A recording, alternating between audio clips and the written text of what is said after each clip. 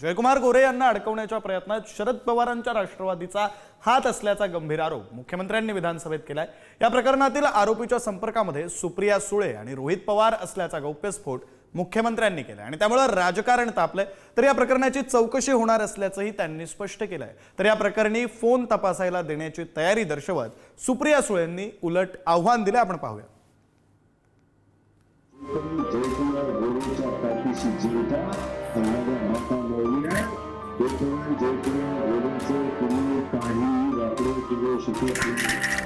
राज्याचे ग्रामविकास आणि पंचायत राज मंत्री जयकुमार गोरे यांनी अधिवेशन काळात झालेल्या आरोपानंतर केलेलं हे विधान चर्चेमध्ये होतं। महिलेला अश्लील फोटो पाठवल्याच्या आरोपांवरून गोरे अर्थसंकल्पीय अधिवेशनाच्या काळात चर्चेत होते।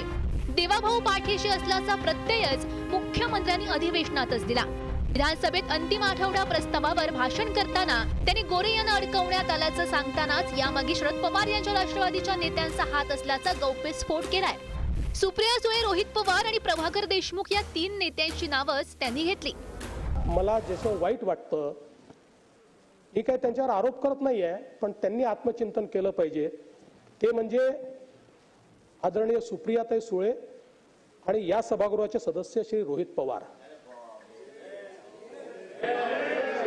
तुषार खरात आणि यांच्या विरुद्ध जे व्हिडिओ केलेले आहेत ते व्हिडिओ केल्यानंतर त्यांनी यांना पाठवले आहेत। तर मी तुमच्यावर आरोपच केलेला नाही। आता याची चौकशी होईल। राजकीय शत्रू नाही आहोत आपण, राजकीय विरोधक आहोत,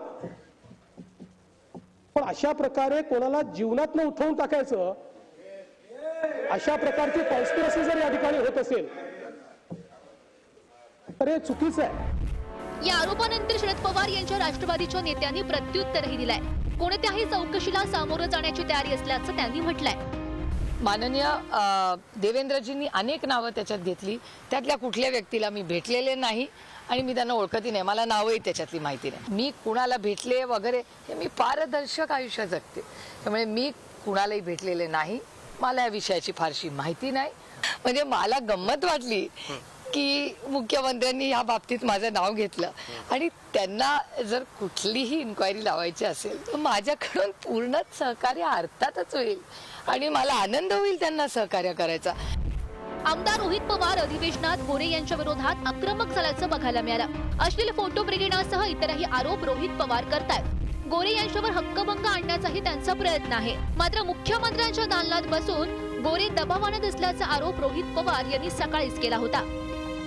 जयकुमार गोरेंच्या विरोधात हक्कभंग यावा यासाठी अध्यक्ष महोदयांना मी बऱ्याच वेळा भेटलो, पण आम्हाला असं कळतंय की मंत्री महोदय गोरे साहेब हे कदाचित मुख्यमंत्री साहेबांच्या ऑफिसला जाऊन बसून कुठेतरी प्रेशर आणत आहेत। माण मतदारसंघाचे आमदार असलेले मंत्री जयकुमार गोरे अधिवेशन काळात अश्लील फोटो प्रकरणावरून चर्चेत आले होते। जयकुमार गोरे यांच्यावर काय आरोप? जयकुमार गोरेंवर महिलेला अश्लील फोटो पाठवल्याचा अधिवेशन काळात आरोप करण्यात आला।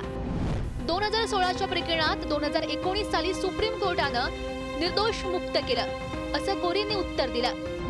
महिलेनं हे प्रकरण मिटवण्यासाठी 3 कोटींची खंडणी मागितली। महिलेला 1 कोटींची खंडणी घेताना रंगेहात अटक झाली।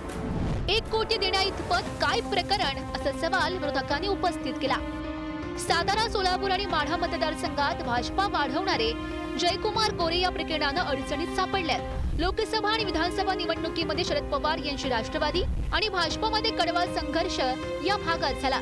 रामराजे निंबाळकर, मोहिते पाटील यांच्या साथीनं लोकसभेमध्ये भाजपाच्या रणजितसिंग नाईक निंबाळकरांचा पराभव झाला, पण विधानसभेमध्ये मात्र भाजपाला या पट्ट्यात चांगलं यश मिळालं।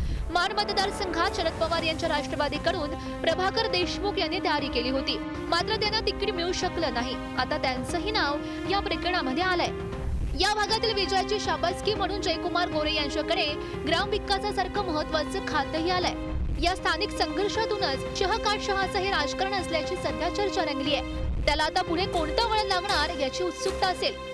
ब्युरो रिपोर्ट, पुढारी न्यूज, मुंबई।